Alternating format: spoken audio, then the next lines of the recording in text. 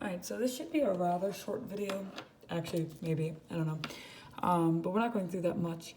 We're starting conic sections, and basically what we're going to start doing is doing some identifying. Is something an ellipse, a circle, a hyperbola, a parabola? Is it horizontal, vertical, whatever it is? But we're gonna have to actually bring it back a little bit. You can go find them in the rest of the flipped math videos if you need a refresher. We'll do two refresher problems here today, but you're gonna have to recall completing the square. So kind of ignore this for now. Completing the square is where you take this, divide it by 2, and then square it. So that's how you complete the square. And after you do that, you're able to make something that looks a little bit like this. So this is technically an equation, right? But it's supposed to be looked at separately. So the only thing about completing the square, before you do anything, you must have a positive 1 as your lead coefficient. So let's take a look at this example. Say you were given this and you were asked to complete the square. You would look at your second term, which is attached to the x. You would divide it by 2, right? And then you'd end up squaring it. So just if we filled in both sides at the same time, you do 8 divided by 2, and then you would square it, right? Which is 4, which you end up squaring, which is 16.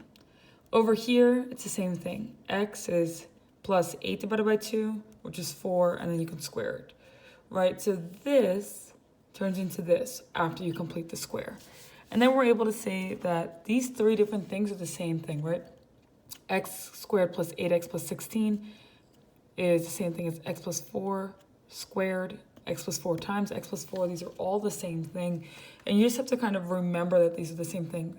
If you don't know how to turn x squared plus 8x into this, you're gonna have to go back to a different flipped math video and get a refresher. Or from our notes, I think we kind of went over this in first marking period. All right, so let's go over this example. Complete the square here. So you're given 3x squared plus 18x. You need to complete it, right? We need 3 terms. Remember, your leading coefficient needs to be a positive 1. We right now have a positive 3, so you have to factor something out. Obviously, it's the 3. So you'll factor this out, right? I'll block this out for now. 3x squared divided by 3 is just x squared. 18x divided by 3 is 6x. Now that I have it like this, my leading coefficient is 1. Instead of dividing this by 2 and squaring it, I'm dividing my 6 by 2 and squaring it. 6 divided by 2 is 3. 3 squared is 9. From here, I should be able to write a binomial squared. What are 2 things that multiply to 9 but add to 6? 3 times 3. So if I'm writing this as a binomial squared, it's going to end up looking like that. That 3 stays there from the beginning. That only happens if your leading coefficient was a number other than 1. All right, we're actually 1 problem away from being done for the day. So we're going to get into what honestly is going to be all the work you have to do for Wednesday. Wednesday into Thursday is probably your biggest assignment of the week. So intro to conics, writing equations in standard form. Hopefully it stays like this. All right, writing equations in standard form. I'm gonna put my water bottle there so it doesn't move. So say you're given this, right? It's a mess of a problem. You're gonna have to write this in standard form, and after you write it in standard form, you're gonna be able to tell, is it a circle, ellipse, hyperbola, parabola? Does it open up, down, left, right, whatever? So we have to start off with our first step, which is group what are like terms. So what's like the 9x squared? Technically, it's the negative 36x. What's like the negative 4y squared? The negative 8y. Is anything like the negative 4? The 0, but we'll get to that in a moment.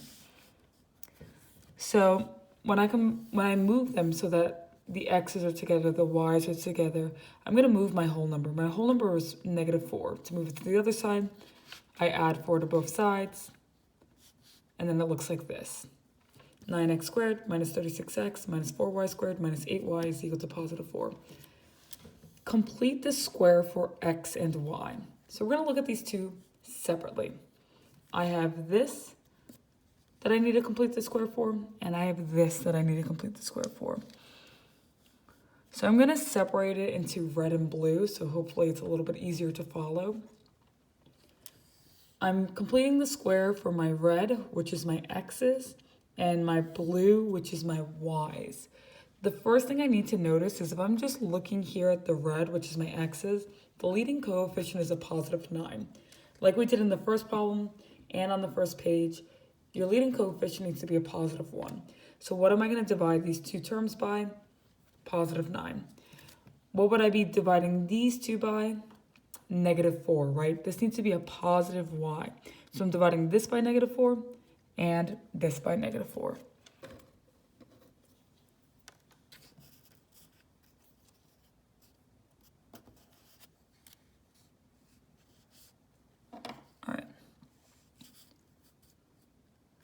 All right, so now it looks like this, right?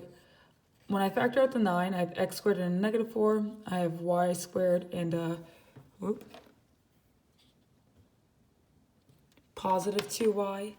So now I'm going to complete the square using this. Negative 4 divided by 2 is negative 2. Negative 2 squared is positive 4. Over here, I have a positive 2. That divided by 2 is 1. Square 1, you get a positive 1. So I've added new things to the left side, right? This has been added. What is 9 times 4? 36. So technically, over here on the red, I added 36 to this side, which means to the other side, I also need to add 36. Anything I do to this side, I need to do to the right side. Same thing over here. There's this plus 1. When I distribute this negative 4, I have a negative 4. So if I'm subtracting 4 to my left side, I also have to do it to my right side. 4 plus 36 is 40. 40 minus 4 is 36. All right. I obviously made a little bit of a typo right here. I can maybe even...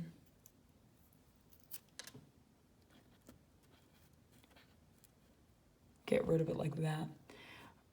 Squared goes on the outside. When I write this as a binomial squared, it should look like that. When I write y squared plus 2y plus 1 as a binomial squared, it should look like that. It is equal to 36. Just to make it a little bit more legible, this is what we're left with at this point. So we completed the square for x and y, right? Now we have to clean up the right side.